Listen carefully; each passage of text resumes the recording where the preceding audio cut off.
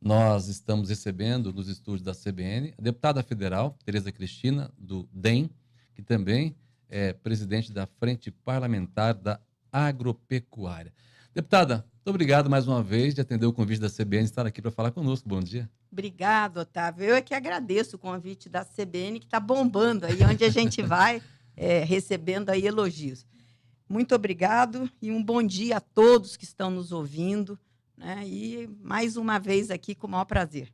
Olha, a senhora acaba de assumir um desafio lá no Congresso, que é liderar uma frente de mais de 200 parlamentares, e a gente tem visto aí uma ação, uma correria muito grande. Como é que está a sua vida lá em Brasília, deputado?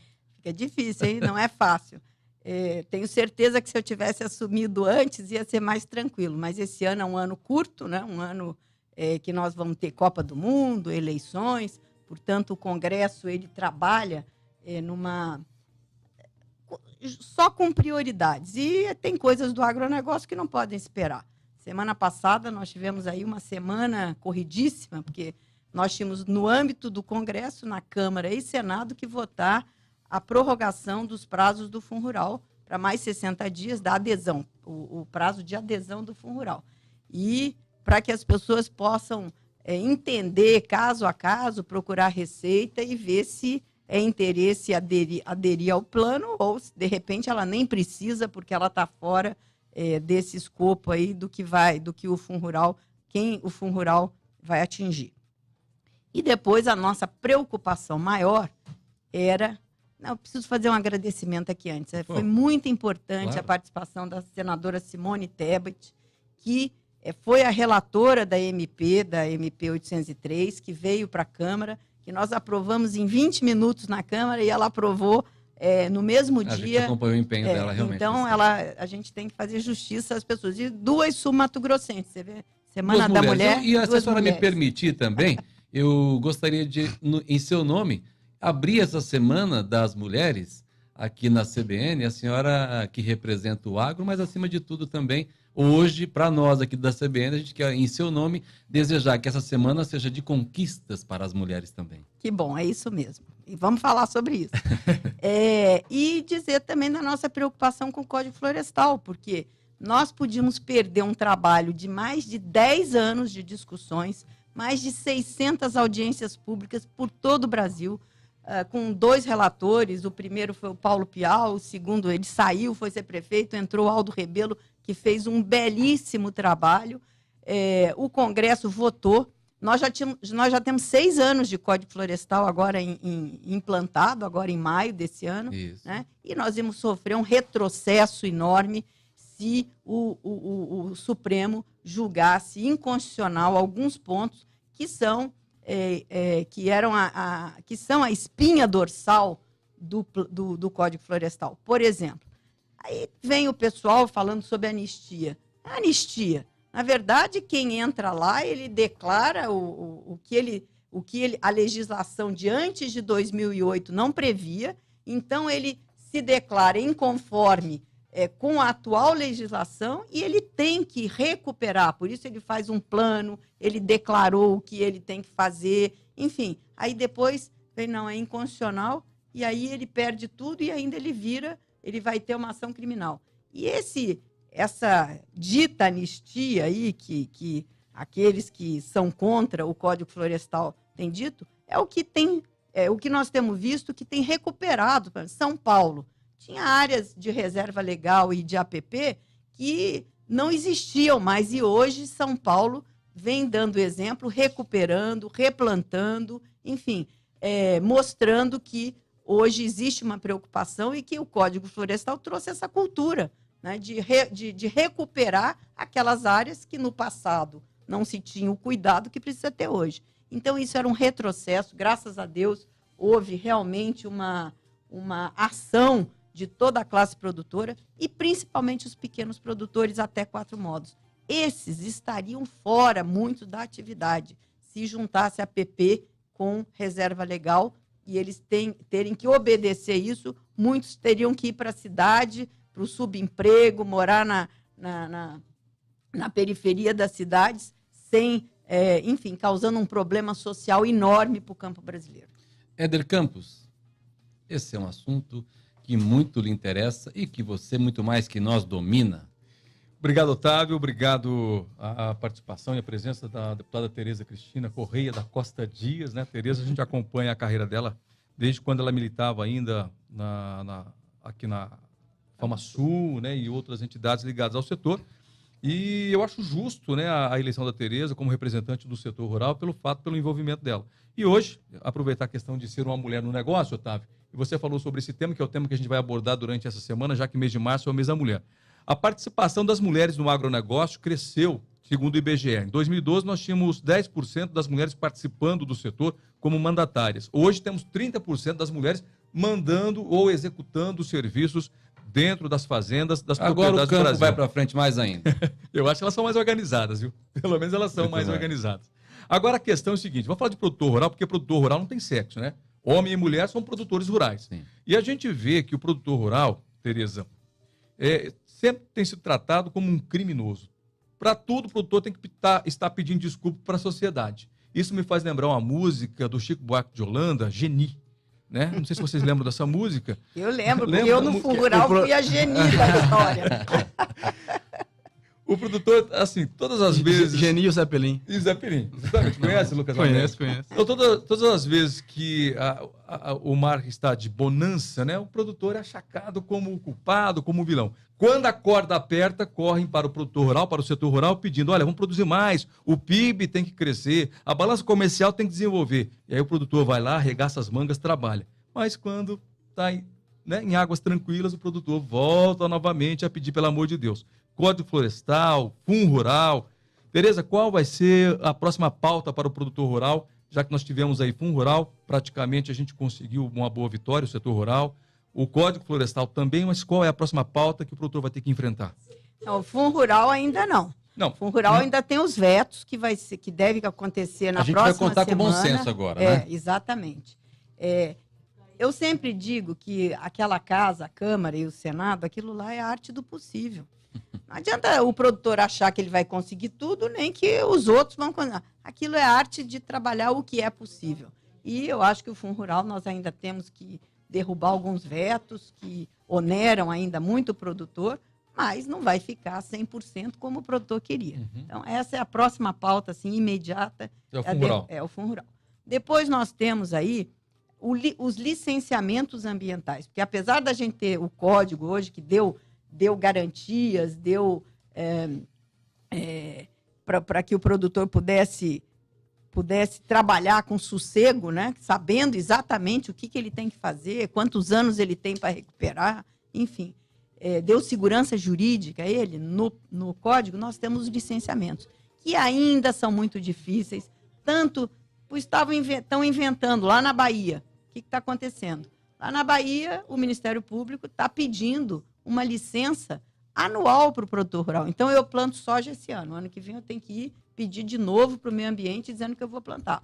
Olha, eu acho que eu só devo comunicar se eu for fazer uma troca de cultura. Aí até teria algum sentido. Agora, todo ano, não existe quem fiscalize. Então, às vezes, nós estamos criando leis que são inexequíveis. Então, para que isso? Atravancar desenvolvimento. Exatamente. Então, o que nós precisamos é cada um ter noção exata do seu papel dentro do contexto e fazer, e se realmente ele for pego, ele ser fiscalizado. Se na fiscalização ele não estiver cumprindo o papel que cabe a ele, aí sim, esse individualmente vai ser. Agora, nós não podemos pôr todo mundo no mesmo balaio. Na vala comum, né? Então, eu acho que nós precisamos, assim, o brasileiro precisa saber que o produtor rural é responsável por cuidar do meio ambiente, conhecer as regras e fazê-lo.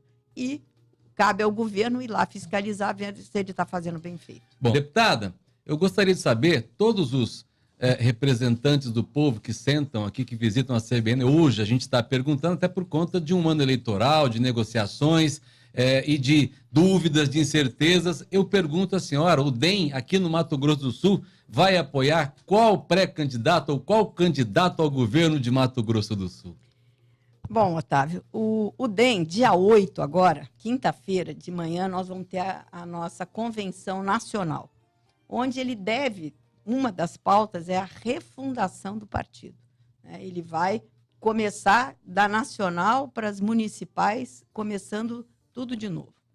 Eu e o deputado Mandetta vamos estar lá naturalmente, o deputado Zé Teixeira, nosso deputado estadual, e depois desta reunião, de acordo com o encaminhamento, nós vamos fazer a nossa convenção aqui. E nessa convenção, nós vamos tirar o que a maioria vai decidir, sempre democraticamente, o rumo que o partido quer seguir. Por isso que você está falando que nós estamos meio quietos. Aí nós não estamos quietos, não. Nós estamos conversando, né, conversando com todo mundo, que política é isso, é conversar com todos os lados, mas depois do dia 8, aí nós vamos ter uma decisão firme. Como é que nós vamos caminhar aqui no nosso estado? A senhora não poderia adiantar, só para nós aqui da CBN, para ninguém mais, qual caminho seria esse? O caminho da Tereza, todo mundo conhece já, tá certo? Eu não vou dizer aqui, mas as pessoas sabem do meu compromisso, da minha lealdade. Então, as pessoas conhecem o caminho da Tereza. Mas o caminho da Tereza pode não ser o do DEM, tá certo? Eu vou brigar dentro do DEM para que meu caminho... É isso que é a política, é a discussão. Agora, o DEM, eu estou chegando no DEM agora, eu não posso impor a minha opinião. Então, eu, como no PSB, eu sempre fui assim. Mesmo no interior, às vezes lá na municipal, o pessoal não tinha o mesmo pensamento que eu. Eu falei, tá bom, então vale o de vocês, porque depois também, se der errado, vocês não podem me cobrar. Então, é mais ou menos assim que eu acho que o Mandetta e eu, Mandetta hoje é o presidente do partido, que nós vamos caminhar nesta linha democrática. Éder Campos. Fiquei em cima do muro, hein? Ficou, hein? Mas tudo bem, dia 8 nós vamos estar lá. Quem conhece a biografia da deputada sabe o que ela falou. Né? É verdade, Lucas. É só pesquisar. 10h37 agora, deputada. Hoje nós acordamos, o Brasil acordou sobre uma operação, a terceira operação, sobre a carne fraca. O que isso pode atrapalhar o nosso país, a economia? Olha, eu acho que isso é uma tristeza, a gente vê ainda os desdobramentos da carne fraca, que eu acho que vai ter um efeito retardado. Tudo que foi feito lá atrás, de segurar, vamos dizer, o efeito devastador que a gente achava que a operação teria, pode estar chegando agora, como uma onda atrasada. Agora, é triste a gente ver que a iniciativa privada, se for verdade, se comprovar, eu acho que isso vai ficar muito ruim. Isso pode trazer problemas muito sérios para o setor, porque hoje nós temos em negociação as cotas da Rússia, da União Europeia, que está sendo uma briga de foice no escuro, que todo ano mas esse ano mais ainda.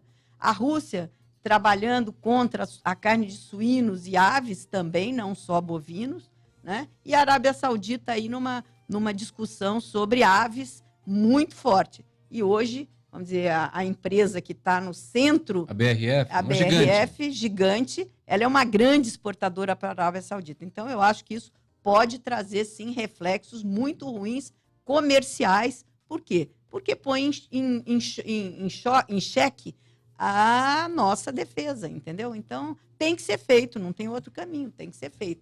Essa onda atrasada pode virar um tsunami, então, deputada, é isso? Pode, tomara que não. Eu peço que Deus ilumine nosso ministro Blairo para que ele tenha sabedoria para entrar nessas negociações e minimizar, e que também quem está investigando, a Polícia Federal, o Ministério Público, também olhem com muito cuidado, porque o reflexo comercial será muito grande, principalmente para os integrados, que são pequenos produtores que, se tiver que desalojar e que colocar menos suíno, é um efeito perverso para a nossa economia, que agora o PIB está aí mostrando que a gente está começando a sair.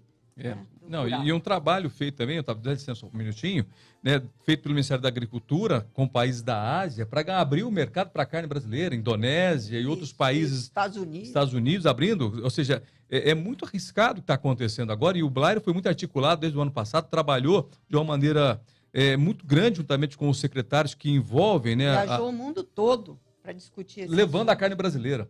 Vamos torcer para que esse tsunami não chegue mais uma vez no nosso campo. São 10h39 agora, nós vamos para um rápido intervalo comercial. Estamos conversando com a deputada federal Tereza Cristina e logo depois do intervalo nós vamos falar sobre titulação de terras aqui no Mato Grosso do Sul. No Brasil e aqui no Mato Grosso do Sul, ainda existe uma série de problemas fundiários e agrários, enfim, titulação de terra, alguns assentamentos, e muitos foram feitos, foram colocados trabalhadores lá, não foi dado condição de trabalho para eles, e o país E essas pessoas acabam também sofrendo as consequências da inconsequência da reforma agrária. Eu pergunto à senhora, essa semana surge uma luz no fim do túnel, o INCRA vai fazer titulação de terra também no Mato Grosso do Sul, é isso? Sim, não só o INCRA e o Ministério das Cidades também. Por quê? Também tem muito lote urbano, que a pessoa ganha, vai morar na casa e depois não recebe. Pagou, quitou e fica. Morre, aí os herdeiros não têm como... Aqueles problemas. Aqueles problemas todos. Então, o governo fez uma medida provisória, que era a 745, se não me engano, que passou na Câmara e no Senado, foi aprovada. Uma medida provisória extremamente complicada, mas que foi... enfim, ela teve êxito para poder arrumar essa parte também de laudêmio, que é essas terras na beirada de mar, aí, de rio, que também tem problema, de gente que construiu e que está lá não sei quantos anos. Então, tudo isso vai poder ser regularizado. E aqui no Brasil todo, se não me engano, dia 16, vai ser o dia da regularização fundiária, urbana e rural. E aqui no nosso estado, eu não sei ainda... Eu sei que urbana vão ter 1.000 e tantos lotes que serão regularizados em Campo Grande. Em Campo Grande? E aí Boa depois, e aí nós temos também na área rural que o INCRA está levantando, que tem muita coisa que já regularizou, e isso a gente tem que dar crédito a quem deve, que é o presidente Michel Temer, que está fazendo isso desde o início, mesmo acabando com a MDA, ele pegou essa missão e deu essa missão ao INCRA de regularizar para todo mundo que já tem tempo, porque tem gente que está há 20 anos e já podia, há mais de 10, estar com o seu título na mão e não estava. E uma coisa importante, porque quem tem direito ao título começa a pagar, mesmo que pouquinho. Então, você cria de novo o fundo de compras de terra, que hoje todo mundo fala, a reforma agrária parou. Parou. Por quê? Porque ninguém pagou. Então, as pessoas que voltarem a pagar... Nós temos uma reforma agrária pela metade. Exatamente. Então, eu acho que isso aí tem muita gente que não pensa assim, o pessoal da oposição, mas eu acho que isso aí é importantíssimo para aqueles que querem ter a terra... Segurança jurídica, dignidade para o homem do campo. Olha, eu vi um velhinho outro dia, de 85 anos, recebeu e falou, agora eu posso morrer em paz. Olha se eu ouvir isso, né? Deputada Tereza Cristina, a senhora tem que voltar mais vezes aqui e trazer as informações para a CBN, porque a gente também se comunica diariamente e bem e de forma eficiente com o setor produtivo. Com certeza. Muito obrigado por esse espaço aqui. É um prazer estar aqui. E também lá na frente nós estamos à disposição. Nós temos uma equipe grande, viu, Éder, de comunicação. Tem a Luciana aqui, para a gente falar toda semana sobre as pautas. Terra para estrangeiro. Nós criamos uma comissão para estudar Mercosul, porque o Mercosul hoje vai acabar com o arroz no Brasil, vai tirar o arroz da pauta, o leite da pauta, e outras cositas mais. Então, nós temos muito assunto. Nos mantém informado. Nos mantém informado. Obrigado. Nós até precisamos dessas informações, deputada, e assessoria, porque nós aqui da CBN, temos buscado ser uma emissora, voz do produtor rural, efetivamente, passar as informações como um insumo para o produtor rural. À medida que ele possa tomar decisões através dessas informações. Otávio. Assim somos produtores de insumos. Com certeza. A Rádio CBN é uma produtora de insumo, porque a informação é um insumo do agronegócio também. Muito obrigado, deputado.